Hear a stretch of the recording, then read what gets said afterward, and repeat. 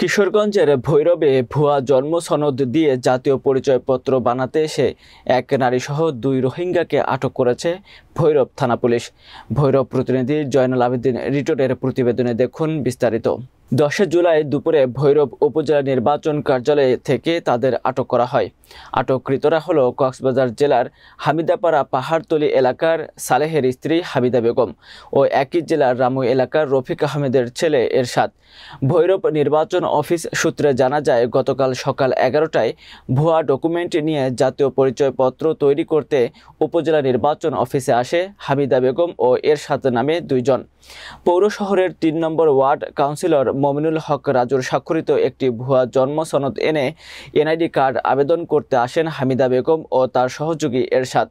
তার কথা সন্দেহ হলে তার বিষয়ে জানতে সংশ্লিষ্ট কাউন্সিলরকে অবগত করলে তিনি তাকে চেনেন না বলে জানান। সার্বিক তদন্ত করে জানা যায়, হামিদা বেগম একজন রোহিঙ্গা। তার সহযোগীও নিজের পরিচয় ঠিকঠাকভাবে দিতে পারেনি। পরে তাদের পুলিশে সোপর্দ করা হয়। দুজনে এরশাদের সহায়তায় 2 নং আসামি যে এরশাদ আছে তার সহায়তায় হামিদা ভোটার কার্ড অর্থাৎ জাতীয় এনআইডি কার্ড সংগ্রহের জন্য ভৈরব উপজেলা নির্বাচন অফিসে যায়। ওখানে কাগজপত্র সাবমিট করার সময়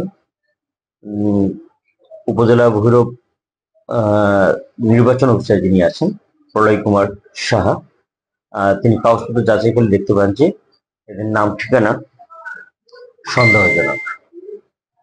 তখন তাদের জিজ্ঞাসাবাদ করে ওনার বিশ্বাস হয় যে তারা এই দেশের নাগরিক নয়।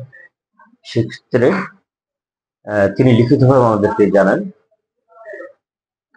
তৎপ্রেক্ষিতে আসামিদেরকে অ্যারেস্ট করে থানায় নিয়ে আসে। তিনি বাদী হয়ে অত থানায় অভিযোগ দায়ের করলে তৎপ্রেক্ষিতে অত থানায় মামলা রুজু হয়।